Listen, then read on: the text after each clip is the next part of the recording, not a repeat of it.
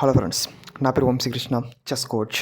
ఇవాళ వీడియోలో మనం డిస్కస్ చేయబోయే టాపిక్ వచ్చేసరికి మన చెస్ టాక్టిక్స్ని ఎలా ఇంప్రూవ్ చేసుకోవాలి అండ్ ఏ గేమ్ ఆడుతున్నా మనం ఎలా గెలవాలి అనే దానిపైన కొద్దిగా డిస్కస్ చేద్దాం.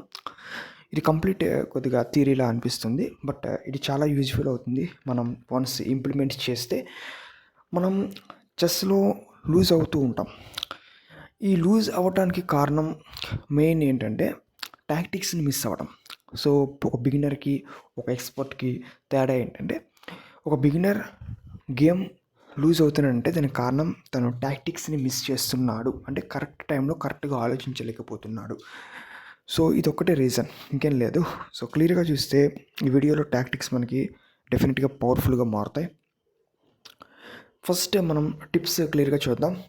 టిప్ నెంబర్ 1, సో డైలీ మనం చెస్ పజిల్స్ని సాల్వ్ చేయాలి. అది ఎలా సాల్వ్ చేయాలి సార్ అంటే, సో మనం లీచెస్ అనే యాప్ ఉంటుంది. ఆల్రెడీ నేను చాలాసార్లు చెప్పాను. లీచెస్ యాప్లో మనకి పజిల్ ఆప్షన్ ఉంటుంది, దాంట్లోకి వెళ్ళి పజిల్స్ సాల్వ్ చేయండి. దాంతోపాటు పజిల్స్ సాల్వ్ చేస్తున్నప్పుడు మనకి టైం ఏమీ ఉండదండి. మీరు టెన్షన్ ఏమి అవ్వక్కర్లేదు, 1 minute టైం అని ఇట్లా టైం ఏమి ఉండదు. స్లోగా మనం సాల్వ్ చేసుకుంటూ వెళ్ళండి. అండ్ దాంతోపాటు మనకి సిసిఏ ప్యాటర్న్ని ఫాలో అవ్వాలి. అంటే ఆల్రెడీ నేను చాలా వీడియోస్లో చెప్పడం జరిగింది. చెక్స్ అంటే మన అపోనెంట్ పైన ఏవైనా చెక్స్ ఉన్నాయా, అంటే అపోనెంట్ పైన ఏవైనా చెక్స్ ఉన్నాయని ఫస్ట్ చూసుకోవాలి.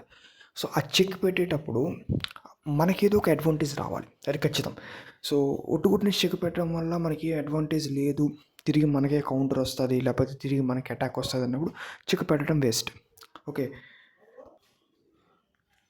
సో మనం చెక్ పెట్టేటప్పుడు మనకి అడ్వాంటేజ్ రావాలి.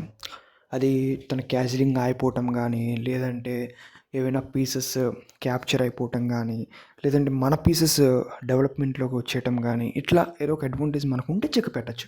లేదంటే క్యాప్చర్కి వెళ్తాం. చెక్స్ కానీ లేకపోవటం కానీ, చెక్స్ ఉన్నప్పటికీ అవి మనకి అడ్వాంటేజ్ కాదు అన్నప్పుడు క్యాప్చరింగ్కి వెళ్తాం. ఏవైనా అపోనెంట్ పీసెస్ని మనం క్యాప్చర్ చేయగలమా అనే దాన్ని కొద్దిగా చూసుకుంటాం. తర్వాత అటాక్, ఫైనల్గా అటాక్. సో దీంట్లో మనం ఏవైనా పీసెస్ పైన అటాక్ చేయగలమా, అపోనెంట్ పీసెస్ పైన అటాక్ చేస్తే మనకి ఏమైనా కౌంటర్ అటాక్ వస్తుందా, వచ్చినప్పుడు దాన్ని ఎట్లా అపోజ్ చేయాలి ఆలోచిస్తాం. తర్వాత లాస్ట్ది ఏంటంటే, మనకి ఈ 3 కనబడినప్పుడు, అంటే చెక్స్, క్యాప్చర్స్, అటాక్స్ ఇవేవి మనకి కనబడేటప్పుడు అప్పుడు మనం జనరల్ మూవ్ ఆడతాం. అంటే మామూలుగా క్యాజిలింగ్ చేయటం కానీ, లేదంటే పాన్ ముందుకు పుష్ చేయటం కానీ, ఇట్లా బిషప్ కొద్దిగా ముందుకు తేవటం, ఇట్లా సింపుల్గా చేస్తాం అన్నమాట. ఇది అన్ఫోర్స్డ్ మూవ్స్, అంటే ఫోర్సింగ్గా ఉండవు, జస్ట్ నార్మల్గా మనకి నార్మల్ మూవ్స్ ఆడుతూ ఉంటారన్నమాట. సో ఈ 4 ప్యాటర్న్ని మీరు పజిల్ సాల్వ్ చేసేటప్పుడు ఆలోచించి కాలిక్యులేట్ చేయండి, గెస్ చేయకండి. ఇది ఇట్లా అవుతుందేమో, ఇది ఇట్లా అవుతుందేమో గెస్ చేయదు. చెస్లో గెస్ చేసిన నాళ్ళు మీరు ముందుకు వెళ్ళారు. So you have to calculate and you have to take the time for the particular puzzle. ఎంత టైం అయినా తీసుకోండి, no issue, but you will improve స్లోగా ఇంప్రూవ్ అవుతారు, don't worry. And second tip ఏంటంటే ప్యాటర్న్ రికగ్నైజేషన్. ఆల్రెడీ నేను చాలా చేశానండి chess tactics అని చెప్పేసి, చెస్ అడ్వాన్స్డ్ కాన్సెప్ట్ అని చెప్పేసి ప్లేలిస్ట్లో పెట్టడం జరిగింది. ఒక్కసారి దాన్ని చూడండి, అర్థం చేసుకోండి, తర్వాత గేమ్లో కానీ పజిల్లో కానీ ఇంప్లిమెంట్ చేయండి. ఏంటంటే మీకు ఆల్రెడీ నేను పిన్ గురించి, ఫోర్క్ గురించి, స్కీవర్ గురించి, డబుల్ అటాక్ గురించి ఇట్లా వీడియోస్ చేశాను. సో ఇవి మీరు రికగ్నైజ్ చేయాలి. ఎట్లా రికగ్నైజ్ చేయాలి సార్ అంటే, ఆటోమేటిక్గా బ్రెయిన్లోకి వచ్చేస్తుందండి.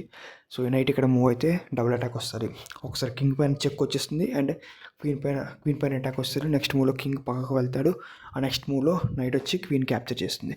సో ఇట్లా ఎప్పుడు వస్తుంది, ఆటోమేటిక్గా మీకు తెలియకుండానే మీ బ్రెయిన్ రికగ్నైజ్ చేసి చెప్పేస్తుంది. అంటే ఈ ప్యాటర్న్స్ గుర్తుపెట్టుకోవాలి. పిన్ ప్యాటర్న్ ఎలా ఉంటుంది, ఫోర్క్ ప్యాటర్న్ ఎట్లా ఉంటుంది, స్కీవర్ ప్యాటర్న్ ఎట్లా ఉంటుంది, బ్యాక్ ర్యాక్ వీక్నెస్ ప్యాటర్న్ ఎట్లా ఉంటుంది, డిస్కవర్డ్ అటాక్ ప్యాటర్న్ ఎట్లా ఉంటుంది అని చెప్పేసి ఒక ప్యాటర్న్ రికగ్నిషన్ బ్రెయిన్లోకి వెళ్ళిపోవాలి. అంటే మీరు మూవ్స్ గుర్తుపెట్టుకోకూడదు. ఇక్కడ మూవ్స్ గుర్తుపెట్టుకున్నారంటే అది జీవితాంతం గుర్తుంటూనే ఉంటుంది తప్ప దెర్ ఇస్ నో యూస్.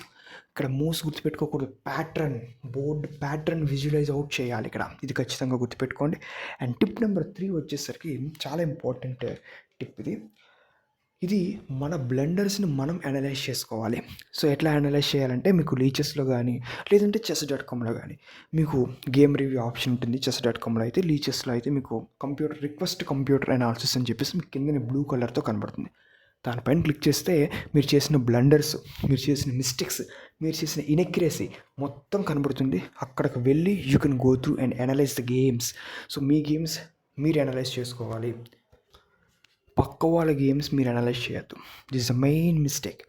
మీ గేమ్స్తో పక్క వాళ్ళ గేమ్స్ని కంపేర్ చేయొద్దు. మీ గేమ్స్ మీరు అనలైజ్ చేసుకోండి. గ్రాండ్ మాస్టర్ గేమ్స్ అనలైజ్ చెయ్యొద్దు దయచేసి. సో మీ గేమ్స్ మీరు అనలైజ్ చేసుకోండి. ఎక్కడ తప్పు చేశారు, ఈ తప్పు ఎందుకు జరిగింది, దీనికంటే బెటర్ మూవ్ కూడా అది సజెస్ట్ చేస్తుంది యారోస్ చూపిస్తూ. సో ఆ బెటర్ మూవ్ని మీరు ట్రై చేయండి. అండ్ ఎప్పుడు గ్రాండ్ మాస్టర్ గేమ్స్ అనలైజ్ చేయాలి? వన్స్ మీ గేమ్స్ పైన మీకు గ్రిప్ వచ్చేసాక అప్పుడు గ్రాండ్ మాస్టర్స్ కానీ లేకపోతే ఎవరైనా మాస్టర్స్ ఆడిన గేమ్స్ చూసేసి వాళ్ళు ఈ మూవ్ యొక్క ఇంటెన్షన్ ఏంటి, ఈ మూవ్ యొక్క థింకింగ్ ఏంటి అండ్ ఫ్యూచర్ ప్లాన్ ఏంటని అప్పుడు అనలైజ్ చేయొచ్చు. ఎప్పుడు you will become a expert. మీరు ఎక్స్పర్ట్ అయినప్పుడు మాస్టర్ గేమ్ అనాలిసిస్ చేయొచ్చు. ఇప్పటి నుంచి బిగినర్ నుంచి మాస్టర్ గేమ్ అనాలిసిస్ చేసి వాళ్ళు ఆడిన గేమ్ చూడటం వల్ల మనకు వచ్చేది ఏం లేదు. సో కాబట్టి మనం మన గేమ్స్ని అనలైజ్ చేసుకోవడం చాలా ఇంపార్టెంట్ టిప్ అన్నమాట. సో అపోనెంట్స్ ఇక్కడ మనకి స్ట్రాంగ్ కాదండి. అపోనెంట్స్ స్ట్రాంగ్నెస్ పక్కన పెట్టండి. మనం బ్లైండ్గా ప్లే చేసాం అక్కడ. మనం బ్లైండ్గా బ్లండర్ చేసాం కాబట్టి మనం ఆ ప్లేస్లో విన్నింగ్ పొజిషన్ కోల్పోయాం. అర్థమవుతుందా? సో ఇక్కడ మన అపోనెంట్ స్ట్రాంగు, అపోనెంట్ వీక్ అని పక్కన పెట్టేయండి అది. సో అపోనెంట్ ఇక్కడ సంబంధం లేదు. మనం బ్లైండ్గా మూవ్ ఆడాం కాబట్టి అపోనెంట్ దీన్ని అడ్వాంటేజ్గా చేసుకుని ఆడాడు. అంతే తప్ప ఇక్కడ opponent strong, I'm very weak ఇట్లా అనుకోకండి. So you are also strong player, you are also better player. ఇక్కడ గుర్తుపెట్టుకోండి, ఐఎమ్ నాట్ మోటివేటింగ్ ఎనీబడి. నేను ఎవరిని మోటివేట్ చేయట్లే, but I'm telling the reality of the truth. Okay, so tip number 4. So ఇది చాలామంది చేస్తుంటారు, చాలామంది బిగినర్స్ చేస్తున్న మోస్ట్ మిస్టేక్ అన్నమాట. ఈ మిస్టేక్ చెప్తే ఇంతవరకు మీరు కూడా చేసి ఉండొచ్చు. సో ఏంటంటే చాలామంది ఆడేది ఎక్కువ గేమ్స్ నేను చూసింది లీచెస్లో కానీ లేకపోతే chess.comలో కానీ ఇంకేదైనా అదర్ యాప్స్లో కానీ ఎక్కువ ఆడుతున్న గేమ్ వచ్చేసరికి ర్యాపిడ్ గేమ్ ఆడతారు. And there is 10 minutes, only 10 minutes game ఆడతారు. కొంతమంది చూస్తూ ఉంటాను, they will play bullet game ఆడేస్తారు. సో అంటే 1 minute game or 59 seconds game, లేదంటే బ్లిడ్జ్ ఆడేస్తారు 3 minutes + 2 seconds ఇంక్రిమెంట్. ఇట్లా ఆడద్దు. ఎందుకు ఆడద్దు సార్ అంటే, మీకు గేమ్ ఆడినప్పుడు ఫాస్ట్గా అయిపోతున్నట్టు అండ్ మీరు ఏదో విన్ అవుతున్నట్టు ఫీలింగ్ కలుగుతుంది. ఎందుకంటే టైం ఇక్కడ ఉంటుంది. మీ మూవ్స్ ఇక్కడ కనబడదు. మీరు ఎంత ఫాస్ట్గా మూవ్ చేయగలుగుతున్నారు అనేది కనబడుతుంది అక్కడ. అంటే ఎవరు ముందు మూవ్ చేస్తే ఎవరికి ఎక్కువ టైం ఉంటే వాళ్ళు విన్ అయిపోతారు, ఎవరికి తక్కువ టైం ఉంటే వాళ్ళు పోతారు. సో ఇట్లా చేయడం వల్ల ఏం జరుగుతుందంటే మనకి మెయిన్ ప్రాబ్లం ఇక్కడ your calculation power does not improve. మీరు ఒక ఫీడే టోర్నమెంట్కి వెళ్ళేటప్పుడు మీకు ఫీడే రేటింగ్ ఫస్ట్ ర్యాపిడ్ పెట్టో, బ్రిడ్జ్ పెట్టో, లేకపోతే బుల్లెట్ పెట్టో మీకు రేటింగ్ ఇవ్వరు. First they will conduct the classical game 1 hour కానీ 4 hours కానీ క్లాసికల్ గేమ్ కండక్ట్ చేసిన తర్వాత మీకు రేటింగ్స్ ఇస్తారు. కాబట్టి మీరు క్లాసికల్ గేమ్ అంటే 4 hours ఇట్లా ఉంటుందండి. సో మీరు చాలా లాంగ్ మూవ్స్ని ఫార్వర్డ్ ఆలోచించాలి, చాలా కాల్కులేట్ చేయాలి. కాబట్టి నా సజెషన్, మీరు ర్యాపిడే ఆడండి. ఎందుకంటే మనకి 4 hours 3 hours మనం మన గేమ్ పైన స్పెండ్ చేయాలంటే చాలా ఇబ్బందిగా ఉంటుంది. సో కంటిన్యూస్గా సిట్టింగ్ చేస్తూ మూవ్స్ ఆడాలి. సో నేను చెప్పేది ఏంటంటే మీరు ర్యాపిడే ఆడండి. కాకపోతే నా చిన్న suggestion, 10 minutes + 5 seconds increment are 15 minutes + 10 seconds increment. So ఇలాంటి గేమ్స్ ఆడటానికి ట్రై చేయండి. ఎందుకు ఇట్లా చెప్తున్నానంటే మీరు కాలిక్యులేషన్ ఇంప్రూవ్ చేసుకుంటారు. సో మీరు ర్యాపిడ్ ఆడటం వల్ల మీకు ఇంక్రిమెంట్ ఉండదు కాబట్టి ఫార్వర్డ్ మూవ్స్ ఆడతారు. సో మూవ్స్ తప్పులు అవ్వచ్చు, రైట్ అవ్వచ్చు, బ్రిలియంట్ మూవ్ అవ్వచ్చు, ఏ మూవ్స్ అయినప్పటికీ కూడా దెర్ ఈజ్ నో యూజ్. ఎందుకు యూజ్ లేదంటే మీరు ఎంత చేసినా మీ రేటింగ్ ఇంప్రూవ్ అవుతుందేమో నాకు తెలియదు, but your calculation will not improve, your tactics will not improve. This is the final thing you have to remember. And ఇక్కడ మనకి ఒక చిన్న విషయం గుర్తుపెట్టుకోండి, ఫాస్ట్గా ఫింగర్స్ని మూవ్ చేయటం కాదు, ఫాస్ట్గా మౌస్ని మూవ్ చేయటం కాదు, ఫాస్ట్గా మన బ్రెయిన్ యూస్ చేయటం రావాలి. సో ఫాస్ట్గా మన బ్రెయిన్ యూస్ చేయటం రావాలి తప్ప ఫాస్ట్గా మౌస్ యూజ్ చేయటమో లేకపోతే ఫాస్ట్గా ఫింగర్స్ మూవ్ చేయటం ఇక్కడ ఉద్దేశం కాదు చెస్లో. సో మన బ్రెయిన్ని ఇచ్చిన పర్టికులర్ టైంలో ఎంత బాగా యూటిలైజ్ చేసేము అనేది మీరు ఆలోచించాలి. అండ్ మీరు డైలీ పజిల్స్ చేస్తే బ్లండర్స్ ఖచ్చితంగా తగ్గిపోతాయండి. ఇది నేను ట్రై చేసి చెప్తున్నా. సో ఊరికే ఇట్లా గాల్లో చెప్పట్లేదు. సో మీరు డైలీ పజిల్స్ సాల్వ్ చేయండి. అండ్ ఇంకోటి ఏంటంటే, మీరు బిగినర్ అయితే మళ్ళీ చెప్తున్నా 1 అవర్ స్పెండ్ చేయండి. అండ్ గుర్తుపెట్టుకోండి, మీ అకాడమిక్స్కి ఇబ్బంది కాకూడదు. ఒకవేళ మీరు మీరు అకాడమిక్స్ కూడా మీరు చేస్తున్నారనుకుంటే మీ అకాడమిక్స్ ఇబ్బంది అవ్వకూడదు. సో డైలీ 1 అవర్ ఇట్లా స్పెండ్ చేయండి. లేదు మేము సీరియస్ టోర్నమెంట్ ప్లేయర్స్ సార్ అంటే నా సజెషన్ మీరు 4 to 6 hours is okay. Serious players అయితే మాత్రం 4 to 6 అవర్స్ తీసుకెళ్ళండి.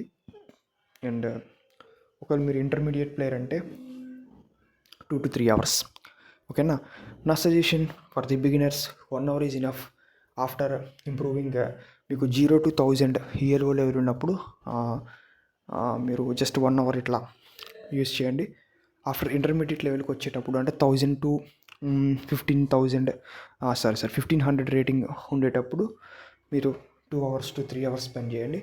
ఆఫ్టర్ 1500 నుంచి ఇంకా 2200 ELO లెవెల్ ఉన్న వాళ్ళు 4 to 6 అవర్స్ స్పెండ్ చేయండి. సో ఇట్లా మీరు సీరియస్ అయితే ఎక్కువ టైం స్పెండ్ చేయండి. బట్ ఒకటైతే గుర్తుపెట్టుకోండి, మీ స్టడీస్ కూడా ఉంటే మాత్రం స్టడీస్ డిస్టర్బ్ అవ్వకుండా చూసుకోండి.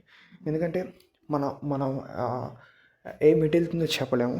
కాబట్టి కొద్దిగా అటు ఇటు మేనేజ్ చేసుకుంటూ దేనికి ఇబ్బంది కలగకుండా మనం ముందుకు వెళ్ళాలి.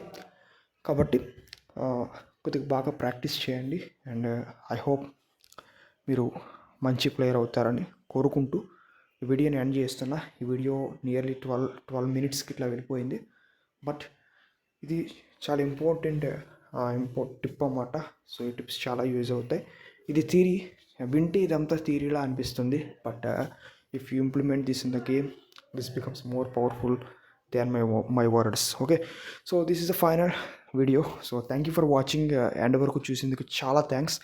అండ్ నెక్స్ట్ వీడియోలో మళ్ళీ కలుసుకుందాం.